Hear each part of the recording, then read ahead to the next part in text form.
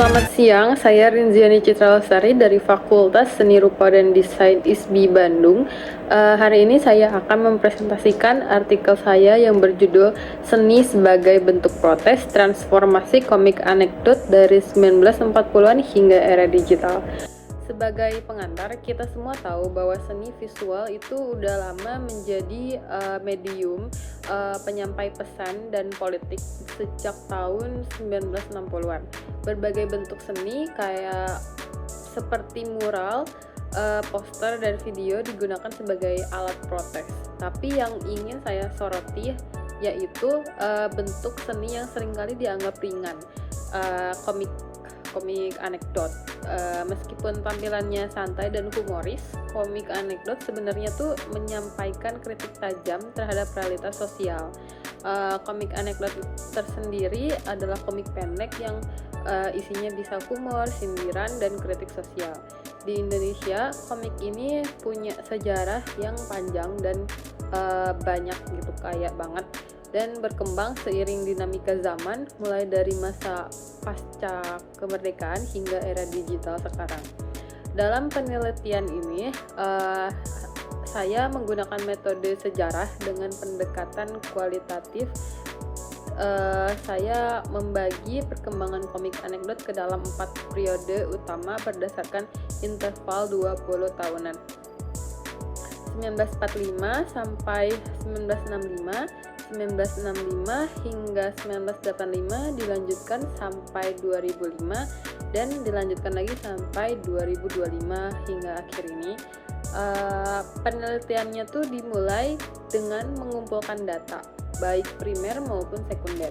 Sumber primer mencakup komik-komik seperti Put On, Ompasikom, hingga Tai Lalat.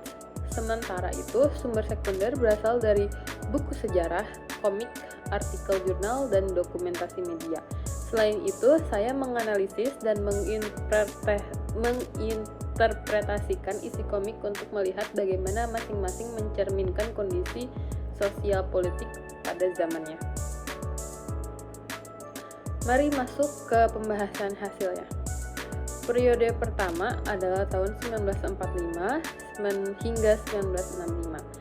Masa pasca kemerdekaan Indonesia, salah satu tokoh penting di periode ini adalah Put On, karya Huwanji, yang diterbitkan di Surat Kabar Sinpo. Meskipun digambar dengan gaya yang sangat sederhana dan hitam putih, Put On menyampaikan kritik sosial dan menggambarkan kehidupan rakyat biasa dengan cara yang menghibur. Ia menjadi cerminan masa transisi Indonesia menuju negara merdeka. Kemudian pada masa Orde Baru 1965 hingga 1985, ekspresi seni itu menjadi lebih terbatas akibat pengawasan ketat dari pemerintah. Tapi justru di masa ini muncul Ompasikom, karya GM Sudarta. Komik ini menjadi sangat ikonik karena mampu menyelipkan kritik terhadap kebijakan pemerintah dalam bentuk satir yang halus dan simbolik. Ompasikom rutin muncul di harian Kompas dan berhasil bertahan bahkan hingga era modern, menunjukkan komik dari Ompasikom ini menunjukkan kekuatan naratif dari media komik. Lanjut ke periode 1985 sampai 2005. Kita lihat pergeseran besar dalam cara masyarakat membudidayakan komik, budaya pop, dan kehidupan urban mulai mendominasi. Pada masa ini, Benny and Mice tuh hadir di majalah Hai dengan gaya humor yang sangat dekat dengan kesenangan ibu kota.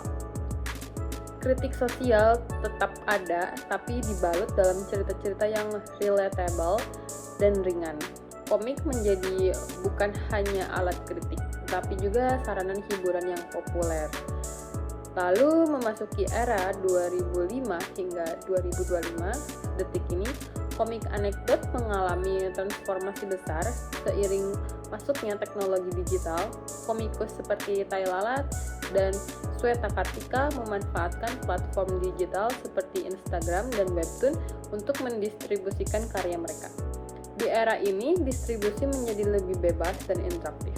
Tema yang diangkat juga semakin beragam, mulai dari keresahan generasi muda, isu pekerjaan, sampai sindiran terhadap budaya internet. Komik menjadi medium komunikasi yang responsif terhadap isu kekinian. Dari keempat periode ini, saya melihat pola yang menarik. Komik anekdot selalu mampu beradaptasi dengan zaman. Dulu hanya ada media cetak, kini komik bisa menjangkau pembaca lintas generasi melalui media sosial. Dulu penyampaian kritik harus sangat halus, kini bisa lebih blak-blakan dan bebas. Ini menunjukkan bahwa meskipun bentuknya sederhana, komik anekdot memiliki kekuatan yang luar biasa sebagai cerminan masyarakat. Sebagai penutup, dapat saya simpulkan bahwa komik anekdot di Indonesia bukan hanya sarana hiburan semata. Ia adalah bentuk komunikasi visual yang mencerminkan perubahan sosial, budaya, dan politik dari waktu ke waktu. Perubahan media dan gaya penyampaian menyesuaikan dengan konteks zamannya, tapi esensinya tetap sama, menyampaikan pesan sosial melalui humor dan gambar. Maka dari itu, penting bagi kita untuk terus mendukung komikus lokal dan melestarikan arsip komik jadul. Karena lewat karya mereka, kita bisa belajar banyak tentang sejarah, perubahan sosial, dan suara-suara yang tak selalu terdengar di panggung utama. Terima kasih atas perhatiannya. Mohon maaf bila ada kesalahan. Wassalamualaikum warahmatullahi wabarakatuh. Terima kasih.